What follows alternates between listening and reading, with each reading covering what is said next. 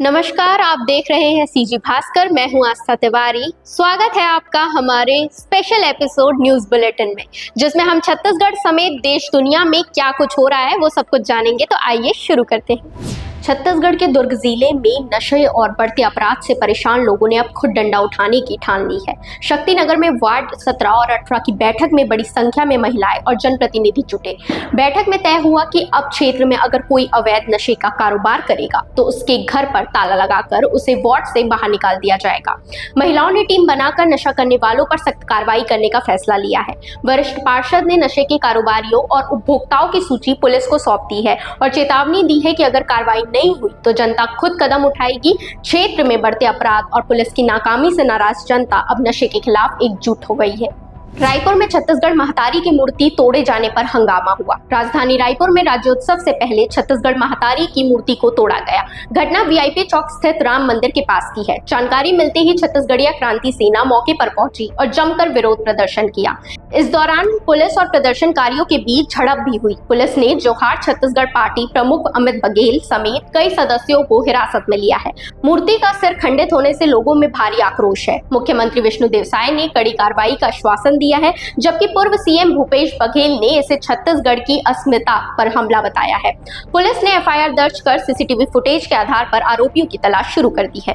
छत्तीसगढ़ राज्योत्सव के उद्घाटन के लिए प्रधानमंत्री नरेंद्र मोदी के रायपुर दौरे के कार्यक्रम में बदलाव किया गया है। पहले 2 दिनों का तय कार्यक्रम अब 1 दिन का रहेगा।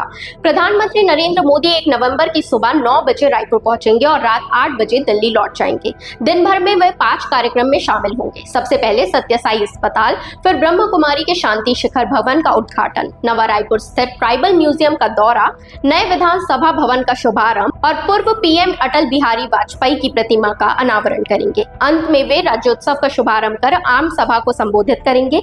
मुख्यमंत्री विष्णुदेव साय ने तैयारियों का जायजा लिया है और सभी व्यवस्थाएं अंतिम चरण में है। हाजीपुर में नित्यानंद राय ने आरजेडी प्रत्याशी पर उठाया मंगलसूत्र मामला। बिहार विधानसभा चुनाव के दौरान हाजीपुर में केंद्रीय गृह राज्य मंत्री नित्यानंद राय ने एक चुनावी सभा में आरजेडी प्रत्याशी देव कुमार चौरसिया पर हमला बोला। मंत्री ने कहा कि 2017 में एक महिला को दूसरे सेमेस्टर की फीस न भर पाने के कारण अपने मंगलसूत्र और झुमके तक बेचने पड़े थे। राय ने कहा, मंगलसूत्र बेचने वाला अत्याचारी अगर विधायक बन गया तो वह मंगलसूत्र उतरवा भी देगा और छिनवा भी देगा। राय ने कहा कि चुनावी रैलियों में ये घटनाएं जमीनी मुद्दों और बहस का हिस्सा है। उन्होंने गृह मंत्री अमित शाह के हेलीकॉप्टर के प्रसंग का भी जिक्र किया और बताया कि ये सभी घटनाएं वास्तविक समस्याओं और सहायता से जुड़ी हुई है। मार्को रूबियो का कहना है, अमेरिका पाकिस्तान के साथ रिश्ते मजबूत करना चाहता है, भारत के खिलाफ नहीं। अमेरिकी विदेश मंत्री मार्को रूबियो ने कहा है कि अमेरिका पाकिस्तान के साथ अपने रिश्ते मजबूत करना चाहता है, लेकिन भारत की कीमत पर नहीं।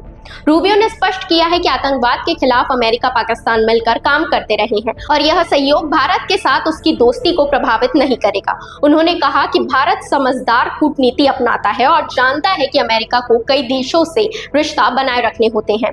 रूबियो ने यह भी बताया कि अमेरिका पाकिस्तान के साथ फिर से रणनीतिक साझेदारी बनाना चाहता है। हाल ही में पाकिस्तानी प्रधानमंत्री शहबाज शरीफ और सेना प्रमुख असीम मुनीर ने व्हाइट हाउस में ट्रंप से मुलाकात की थी। वहीं पाकिस्तान ने अमेरिका को बलूचिस्तान के पसनी में एक नया पोर्ट बनाने का प्रस्ताव भी दिया है, जो चीन के ग्वादार पोर्ट से करीब 100 किलोमीटर की दूरी पर है। अमेरिकी राष्ट्रपति डोनाल्ड ट्रंप रविवार सुबह मलेशिया के कुआलालंपुर पहुंचे और एयरपोर्ट पर स्थानीय कलाकारों के साथ डांस किया। ट्रंप आसियान समिट में हिस्सा लेने मलेशिया आए हैं, जो 2017 के बाद उनकी पहली उपस्थिति है। उनके दौरे के दौरान थाईलैंड और कंबोडिया ने मंदिर विवाद को लेकर 5 दिन चले सैन्य संघर्ष को खत्म करने के लिए शांति समझौते पर हस्ताक्षर किए। ट्रंप ने कहा कि जिसे लोग असंभव मान रहे थे उसे उन्होंने संभव कर दिखाया। कुआलालंपुर में मलेशिया के प्रधानमंत्री अनवर इब्राहिम ने रेड कार्पेट पर उनका स्वागत किया। वहीं भारत के प्रधानमंत्री नरेंद्र मोदी ने वीडियो कॉन्फ्रेंसिंग के जरिए आसियान समिट को संबोधित किया और इसे भारत की एक्ट ईस्ट नीति का अहम हिस्सा बताया।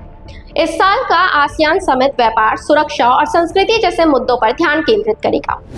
भुवन बाम धर्मा प्रोडक्शन की फिल्म कुकू की कुंडली से बॉलीवुड में डेब्यू करेंगे। पॉपुलर इन्फ्लुएंसर और कॉमेडियन भुवन बाम जल्द ही बॉलीवुड में डेब्यू करने जा रहे हैं।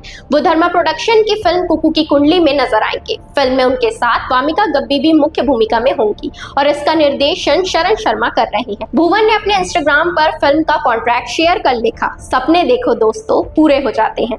उनके इस पोस्ट पर एक्टर राजकुमार राव ने भावुक बधाई दी। बता दें कि भुवन बाम ने पहले जियो हॉटस्टार की सीरीज ताजा खबर से एक्टिंग डेब्यू किया था। इसके अलावा उनकी upcoming Amazon prime video series the revolutionary 2026 में रिलीज होगी। 22 जनवरी 1994 को जन्मे भुवन बाम ने यूट्यूब पर 2015 में करियर शुरू किया और टी2 मामा, बबलू, अदरक बाबा जैसे किरदारों से लोकप्रियता हासिल की। इसके बाद उन्होंने तेरी मेरी कहानी सहित कई म्यूजिक वीडियो बनाए और शॉर्ट फिल्म प्लस माइंस में काम कर फिल्म फेयर अवार्ड भी जीता। विमेंस वर्ल्ड कप भारत बनाम बांग्लादेश का मुकाबला बारिश से प्रभावित हुआ। विमेंस वर्ल्ड कप के आखिरी लीग मैच में भारत और बांग्लादेश आमने सामने आए। नवी मुंबई के डिवान पाटिल स्टेडियम में भारत ने टॉस जीतकर बॉलिंग का फैसला लिया, लेकिन बारिश के कारण मैच फिर रोकना पड़ा। टीम इंडिया ने आज कई नए खिलाड़ियों को मौका दिया है। उमा छेत्री ने डेब्यू किया, वहीं राधा यादव और अमनजोत कौर को भी आज प्लेइंग 11 में जगह मिली और इसी के साथ ओवर्स भी कम कर दिए गए थे। वैसे आपको बता दें, टीम इंडिया पहले ही सेमीफाइनल में जगह बना चुकी है, जबकि बांग्लादेश इस बार टूर्नामेंट से बाहर हो चुकी है। अभी फिलहाल इतना ही और बाकी अपडेटेड रहने के लिए आप हमारे चैनल सीजी भास्कर को फॉलो एंड सब्सक्राइब जरूर कर लीजिए।